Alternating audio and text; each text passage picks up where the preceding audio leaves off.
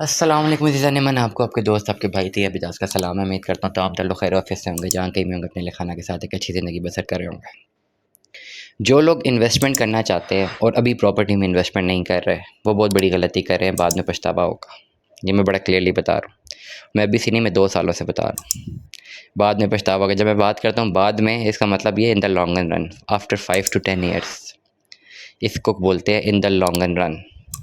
Short run एक होता है, एक होता है लॉन्ग रन। पाकिस्तान की इकॉनमी में हमारा रुपया इतना डिवैल्यू हो चुका है कि instant ROI, instant return on investment, वो 30 40 50 लाख की अमाउंट से नहीं मिल सकता आपको, 1 करोड़ की अमाउंट से भी नहीं मिल सकता।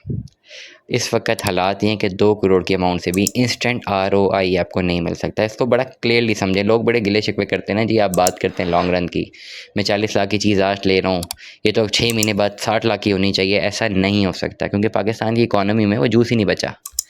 जो इकोनॉमिस्ट हैं, जो इकोनॉमी के लिए बेस समझते हैं, वो फोरकास्ट कर लें कि आगे क्या होने लगा है। अभी जो इलेक्शन के रिज़ल्ट आ रहे हैं और जो कर रहे हैं मुल्क के साथ, आगे आप फोरकास्ट करके होना क्या है। लेकिन 22 करोड़ अवाम ने रहना भी तो यहीं पर है ना, कोई और ऑप्शन तो नहीं है ना। इन्वेस्टमेंट, इन्हीं हालात को मद्देनज़र रखते हुए इन्वेस्टमेंट इस वक्त टेंजिबल प्रॉपर्टीज़ की सबसे ज़्यादा कामयाब इन्वेस्टमेंट्स रहेंगी। आज से 5 से 10 साल बाद आपको पता लगेगा कि ये राइट डिसीजन था। अगर आपने अपना पैसा इन्वेस्ट करना है और फ़ौरन उससे आपको जूस चाहिए, तो उस पर्टिकुलर आरओआई को अटेन करने के लिए जो बेसिक इन्वेस्टमेंट होनी चाहिए, वो कम से कम 2-2.5 करोड़ से ऊपर की होनी चाहिए। लेट अस सपोज़ आप 2-2.5 करोड़ रुपए की कोई शॉप खरीदें, वो 5-6 महीने में बेच दें, उसमें पोटेंशियल है।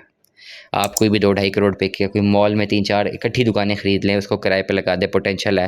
वो 2.5 करोड़ रुपए के 2 घर खरीद लें, 4 पोर्शन हो, चारों किराए पे लगा दें, पोटेंशियल है। वो 2.5 करोड़ के साथ थोड़ा बहुत अमाउंट आपको as per surplus in the form of profit वो देता रहेगा। That's how it creates. लेकिन अगर आप कहें मैंने 40-50 लाख इन्वेस्ट करना और फ़ौरन उसका रिटर्न कमाना, नहीं हो सका। खाली एक सूद ही है, सूद में पैसे रख दें बैंक में, वो आपको दे देंगे 1-2%। वो आप लेना चाहें मर्ज़ी है, ना लेना चाहें मर्ज़ी, डेट्स अनदर पॉइंट। मैं बहुत दफ़ा कह चुका हूँ, हराम है, नहीं लेना चाहिए। आप बिज़नेस में डालें। अब अगर आप बिज़नेस में डालते हैं तो 20-25 या 50 लाख रुपए की भी अमाउंट आप बिज़नेस में कहाँ डालेंगे? ऐसा तो होगा नहीं कि 50 लाख डालें। हमारा मसला ये है ना, हमारी कौम का, वो कहते हैं बस हम पैसा दे दें, पैसे के साथ पैसा आ जाए, काम करना ही नहीं चाहते। अब 50 लाख में 50,000 बिज़नेस मैं आपको बता सकता हूँ, लेकिन उसमें इन्वेस्टमेंट भी उतनी करनी है, प्लस उतनी मेहनत भी करनी है। मेहनत करने के लिए रेडी नहीं है। 50 लाख रुपए की अगर आपके पास अमाउंट मौजूद है ना और इन्वेस्टमेंट करनी है, मेहनत करने के लिए रेडी नहीं है। फॉर एग्ज़ाम्पल आप फैक्ट्री डाल दें, आप पोल्ट्री का प्रोडक्शन डाल दें, कितनी डिमांड है। आप डिस्ट्रीब्यूशन डाल दें डिफरेंट रनिंग आइटम्स की, जिस तरह बेसन है, आटा है, चावल है, कितनी डिमांड है, पूरी नहीं कर सकेंगे।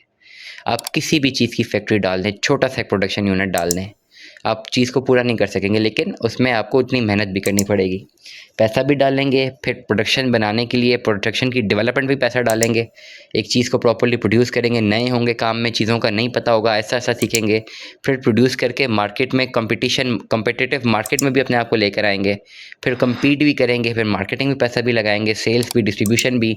तो 50 लाख की तो ओवरऑल इन्वेस्टमेंट करेंगे, 50-1 लाख रुपए की मेहनत भी करेंगे, जो खुद करनी है, किसी उन्होंने आके घर से नहीं करनी। यहाँ पे सारे ठुस हो जाते हैं। बड़ा स्ट्रेट फॉरवर्डली बता रहा हूँ, यहाँ पे सारे बैक ऑफ मार जाते हैं, कहते हैं नहीं जी हमसे ये मेहनत नहीं होती। लेकिन हम फिर गिला शिकवा भी करना जी, 50 लाख लगा के हमें 60 लाख क्यों नहीं मिल रहा। या तो फिर इस सेगमेंट में आ जाएंगे, अगर प्रॉपर्टी में डालते हैं तो 50 लाख लगा लें, प्लॉट ले लें, छोड़ दें, कम से कम मिनिमम भी 3-4-5 साल बाद देखें अच्छा खासा रिटर्न दे जाएगा, और कोई ऑप्शन ही नहीं है। ये नहीं होगा कि आप 50 लाख का एक प्लॉट लेंगे, अगले महीने 60 का बेचेंगे, फिर आप जो है वो 60 वाला प्लॉट 55 का लेंगे, फिर 75 के बेचेंगे। इतना नहीं होगा, ऐसा नहीं हो सकता। प्रोड्यूस करेंगे, प्रोडक्शन की तरफ जाएंगे। हाँ, ये कर सकते हैं कि 50 लाख रुपए में आप 15 लाख की कोई ज़मीन लें दूर दराज, 20-1 लाख लगा के ऊपर एक छोटा सा सेट बना दें, वो 35 लाख की कॉस्ट होगी, 40 का बेच दिया, 6 महीनों में आपको जो है लाख रुपए पर महीना बच गया। नो, इसमें कुछ प्रॉफिट है, लेकिन उसमें भी मेहनत है।